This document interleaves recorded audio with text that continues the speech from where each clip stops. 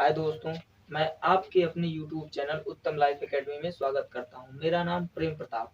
आज मैं अपनी YouTube पे फर्स्ट क्लास लेके आ रहा हूं जिसका नाम है संख्या पद्धति। आइए तब हम क्लास को शुरुआत करते हैं। देखिए ये सवाल, पहला सवाल जो कि अगर आपको ऐसा सवाल मिल जाए जो कि 4 की पावर 91, 4 की पावर 92, 4 की पावर 93 और 4 की पावर 94, जब भी आपको ऐसा सवाल मिले आपको छोटा सा लॉजिक लगाना है इसमें। आप लॉजिक ये लगाओगे कि अब देखोगे कि सबका बेस बराबर है और जब आपको सबका बेस बराबर मिलेगा तो आपको कुछ भी नहीं करना, बस यहाँ से इसको सिर्फ बाहर कर लेना है। यानी हम 4 की पावर 91 को बाहर करेंगे तो आप यहाँ कोष्टक लगा सकते हैं। कोष्टक लगाने के बाद यहाँ 1 बच जाएगा, उसके बाद प्लस अगर इसको इससे भाग देंगे तो यानी 4 की पावर 1 बचेगा। उसके बाद अगर हम 4 को अगर 93 में भाग देंगे तो यानी 4 की पावर 2 बचेगा और उसके बाद प्लस अगर इसके बाद अगर हम इसमें भाग देते हैं तो यानी 4 की पावर 3 बचेगा। उसके बाद अब कुछ भी नहीं करना, यहाँ से इसको आप क्यू कर लीजिए जो कि इसका क्यू होता है 64 प्लस इसका स्क्वायर होता है 16 प्लस इसका होता है 4 और ये हो गया 1 बराबर में ये आपका हो जाएगा 4 की पावर 91। अब आप इन सबको ऐड करिए और ऑप्शन से ट्रिक करिए कि जिस ऑप्शन से कट जाए तो वो तो आंसर हो जाएगा, अगर ना कटे तो उसके लिए भी अगले सवाल में बता दूंगा कि अगले सवाल में कैसे होता है। देखिए 6 4 10, 10 4 14, 14 1 15 यानी 15 को 5 हासिल 1। अब इसको जोड़िए 6 1 7, 7 1 8 यानी ये हो गया 85 यानी 4 की पावर 91 बराबर 85। अब 85 ऑप्शन से देखिए किस ऑप्शन से 85 कट रहा है, यानी ये कटेगा 17 से, यानी इसके बटा में आप 17 लिख के इसको काट सकते हैं जो कि 5 बार में, यानी आपका आंसर जो होगा वो 17 होगा। आइए दोस्तों अब हम देखते हैं इसी टाइप का दूसरा सवाल जो कि वो पहले वाला सवाल था, वो तो ऑप्शन से बन गया लेकिन इसमें आपका ऑप्शन से नहीं बनेगा इस सवाल को। इसके लिए हम इसमें एक लॉजिक लगाएंगे, वो लॉजिक देखना। अगर ये फिर वही सवाल है, अगर फिर इसमें हम 4 की पावर 81 को अगर हम कॉमन कर लें तो फिर आपके पास बचेगा क्या 1, यहाँ इससे भाग दोगे तो यानी 4 की पावर 1, इससे इसमें भाग दोगे तो यानी 4 की पावर 2 प्लस इसमें अगर इससे भाग देते हैं तो 4 की पावर 3 बच जाएगा। अब इसका सेम चीज वही हो गया, फिर 6, फिर ये हो जाएगा आपका 16, फिर ये हो जाएगा आपका 4 और ये हो जाएगा 1, यानी इसके बराबर में आपका होगा 4 की पावर 81।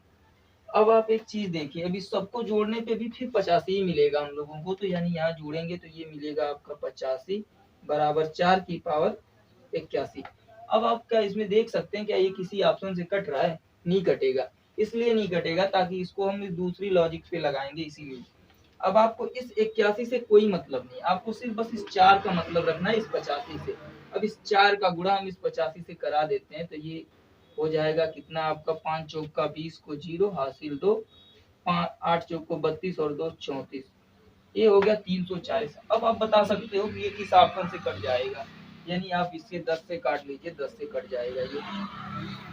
अब ये आप इससे 10 से काट लीजिए जो कि 34 बार में ये पूरा का पूरा कट जाएगा, इसलिए आपका ऑप्शन नंबर बी करेक्ट हो जाएगा। तो बताइए कि आपको ये सवाल समझ में आ गया?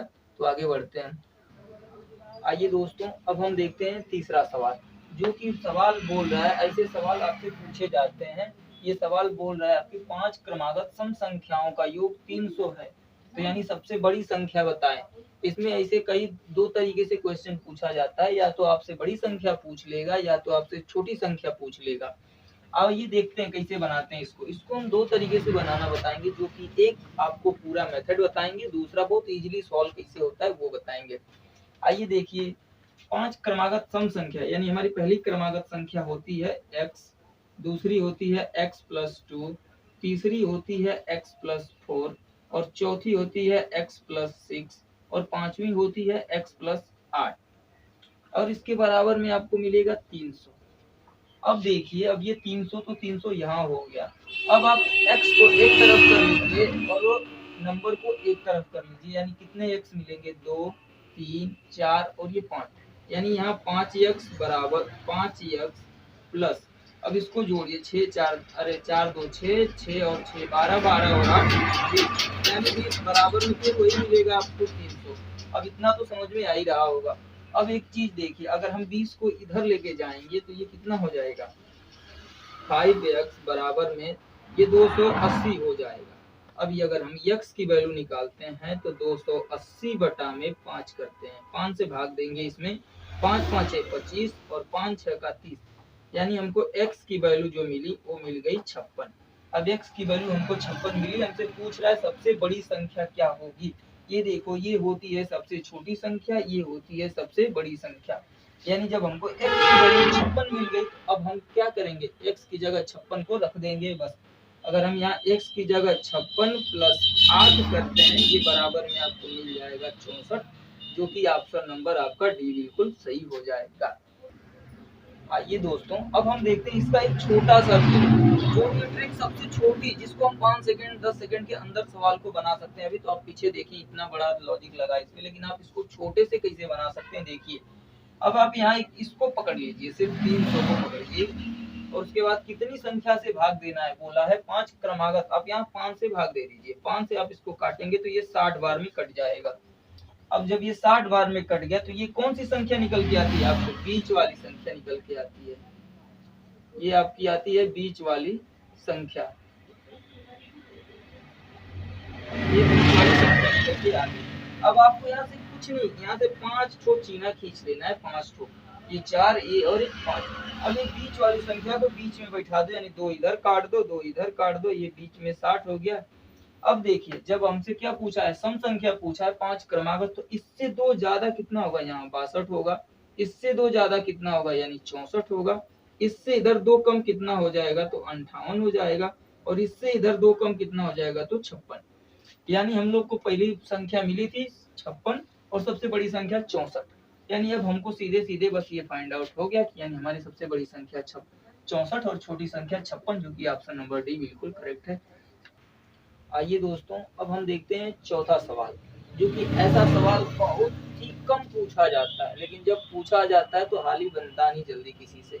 जब इसको जल्दी बनाने के लिए एक आपको सबसे आसान सी ट्रिक बताता हूँ, जो कि इस सवाल को आप मात्र 10 सेकंड में बना सकते हैं, उससे ज्यादा टाइम नहीं लगेगा आपको। जैसे बोल दिया कि एक 1 गुणे 2 गुणे 3 गुणे 4 डॉट डॉट डॉट 100, यानी इसके गुणनफलों की दाईं ओर शून्यों की संख्या कितनी होगी। आपको कुछ भी नहीं करना, आप इस 100 को पकड़ लीजिए, आप इस 100 को पकड़िए और इसमें 5 से भाग दे दीजिए। अगर यहाँ कुछ भी हो, 200 भी होता तो भी हम 5 से ही भाग देते, 500 होता तो भी 5 से ही भाग देते। भाग तब तक देते कि जब तक ये 5 से कम ना हो जाए। जब ये 5 से कम हो जाएगा तब हम इसमें भाग देना बंद कर देंगे। जितना जितना शेष बचता जाएगा उसको हम जोड़ते जाएंगे, बाकी आंसर मिल जाएगा। तो यानी इसको अगर हम 5 से भाग देंगे तो ये कितनी बार में कटेगा, यानी 20 बार में ये पूरा का पूरा कट जाएगा।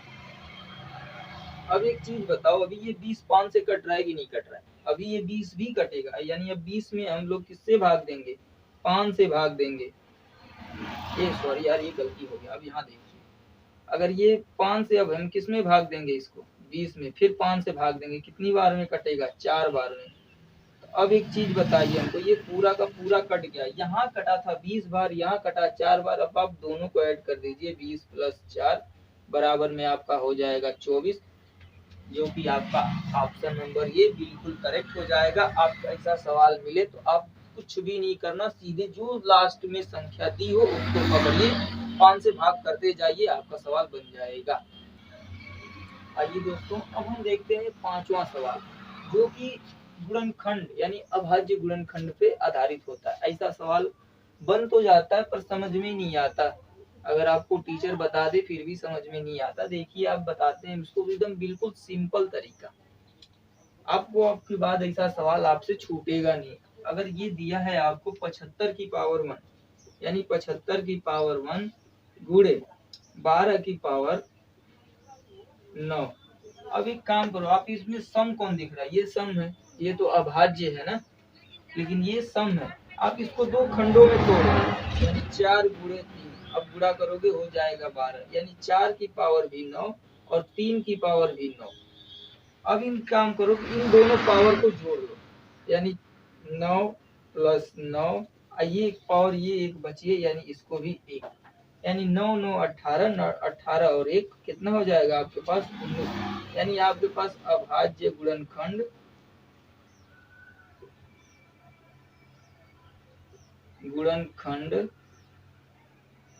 जो कि 19 है। ये 19 अभाज्य गुणनखंड हो जाएंगे। आइए दोस्तों, अब हम देखते हैं छठवां सवाल, जो कि ये 11 से विभाज्यता का नियम पे आधारित है। आपको देखिए ये सवाल बनाने में बहुत आसानी होगी। अब देखिए 5, अगर यहाँ आपको एक संख्या दी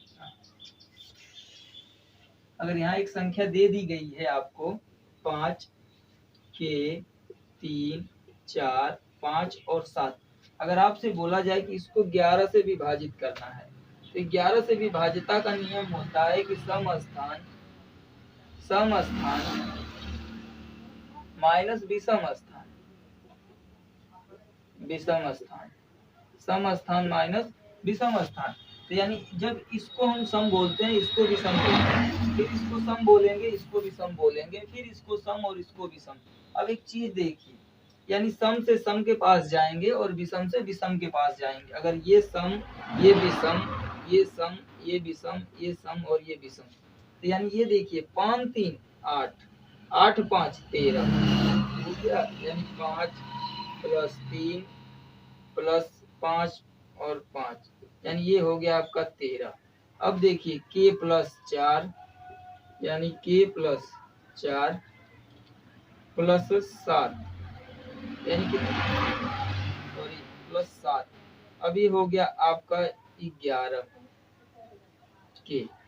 अब आपसे बोला जाए कि अब बताओ k का मान क्या होगा, तो यानी अब आपको इसमें से कितना और जोड़ दें कि इसके बराबर हो जाए। तो यानी अगर 11 में आप k का मान अगर 2 रखते हैं, अगर k का मान 2 रखते हैं, तो ये भी 13 और माइनस ए भी 13, यानी दोनों 0 हो जाएगा। तो यानी k का मान जो मिलेगा आपको 2, ये होगा आपका आंसर। यानी यहाँ k का मान क्या होना चाहिए, 2 होना चाहिए, जो कि ऑप्शन नंबर ए में। आइए दोस्तों, अब हम देखते हैं 7वां सवाल, जो कि कह रहा है 7500 में कौन सी छोटी से छोटी संख्या घटा दी जाए ताकि जो संख्या है वो 17 से पूर्णतः विभाजित हो जाए।